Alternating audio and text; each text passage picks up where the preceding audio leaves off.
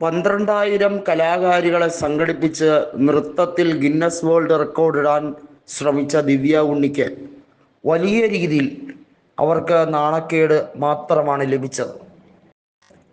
അവിടെ പരിപാടിയിൽ മുഖ്യാതിഥിയായി എത്തിയവരിൽ ഒരാൾ തൃക്കാക്കര MLA കൂടിയായിട്ടുള്ള സ്ഥലം MLA ആയിട്ടുള്ള ഉമാ തോമസ് ആണ്. അവർ ജീവിതത്തിലേക്ക് തിരിച്ചു വരാൻ ഏറെ പണിപ്പെട്ടവർ ഇപ്പോൾ അവരുടെ ആരോഗ്യനില മെച്ചമായി വരുന്നു. അവരുടെ ആരോഗ്യവിശേഷത്തെക്കുറിച്ച് തിരക്കാനോ അവരോടൊരു വാക്ക് പറയാനോ കാത്തു നിൽക്കാതെ ദിവ്യ ഉണ്ണി എന്ന നടി തിരിച്ച് US പോയത് എന്തുകൊണ്ട് വലിയ തോതിൽ ഒരു തെറ്റ് തന്നെയാണ് എന്ന് നടി ഗായത്രി വർഷ പറഞ്ഞിരിക്കുകയാണ്. നമുക്കറിയാം, മീശമാധവൻ അടക്കമുള്ള നിരവധി സിനിമകളിൽ പ്രസക്തമായ റോളുകൾ കൈകാര്യം ചെയ്ത നടിയാണ് ഗായത്രി വർഷ. അവർ കൃത്യമായി പറയുന്നു, കച്ചവടത്തിന് മാത്രം താല്പര്യമുള്ള, അല്ലെങ്കിൽ കലയെ കച്ചവടമാക്കുന്നതിന് മാത്രം താല്പര്യമുള്ള ആളായി ദിവ്യ ഉണ്ണി ഉൾപ്പെടെയുള്ളവർ മാറിക്കഴിഞ്ഞിരിക്കുന്നു. ഇത് പൊതുസമൂഹത്തിന് കൊടുക്കുന്ന ഒരു മെസ്സേജ് ഉണ്ട്. അത് തെറ്റായ ഒരു സന്ദേശമാണ്.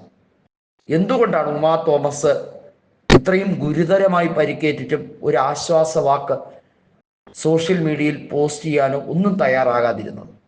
അവരെ കണ്ട് അവർക്ക് സുബോധം വരുമ്പോൾ അവരുടെ ബന്ധുമിത്രാദികളെ ആശ്വസിപ്പിക്കേണ്ട ഉത്തരവാദിത്തം ദിവ്യ ഉണ്ണിക്കുണ്ട്.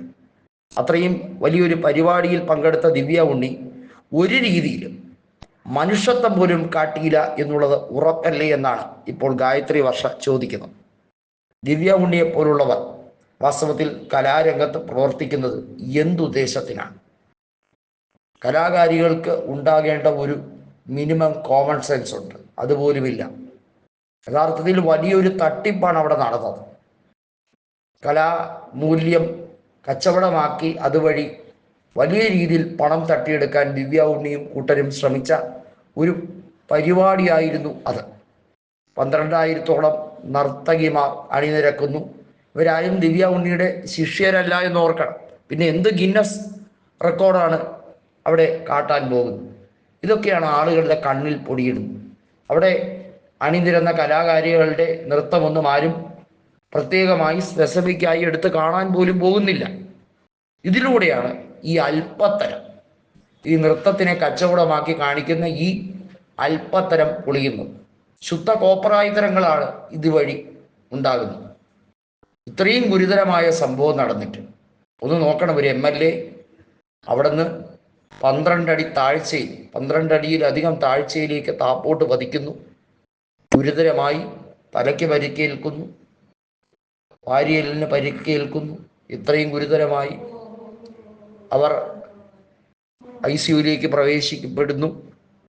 എന്നാൽ അവർ ജീവിതത്തിലേക്ക് മടങ്ങി വന്നത് വലിയ ഒരു ആശ്വാസം തന്നെയാണ്. എന്നാൽ പോലും അവരെ ആശ്വസിപ്പിക്കുക, അവരുടെ ബന്ധുമിത്രാദികളെ ആശ്വസിപ്പിക്കുക എന്ന മിനിമം കോമൺ സെൻസ് പോലും ഇല്ലാതെ, ഞാനിതാ എൻ്റെ പരിപാടിയും കഴിഞ്ഞു, ഞാനിതാ പൊടിയും തട്ടി പോകുന്നു എന്ന രീതിയിൽ കാണിച്ച ദിവ്യ ഉണ്ണിയുടെ ഈ രീതിയെ ഒരു ദുഷ്ടലാക്ക് സമീപനമായി തന്നെയാണ് സിനിമാ ലോകവും അതുപോലെ തന്നെ കലാലോകവും നൃത്തലോകവും ഇതിനെ കാണുന്നത് എന്നുള്ളതിന് യാതൊരു തർക്കവുമില്ല എന്ന ഗായത്രി വർഷയുടെ പരസ്യ പ്രതികരണം ഇപ്പോൾ വലിയ രീതിയിൽ ചർച്ചാ വിഷയമായി മാറുകയാണ്.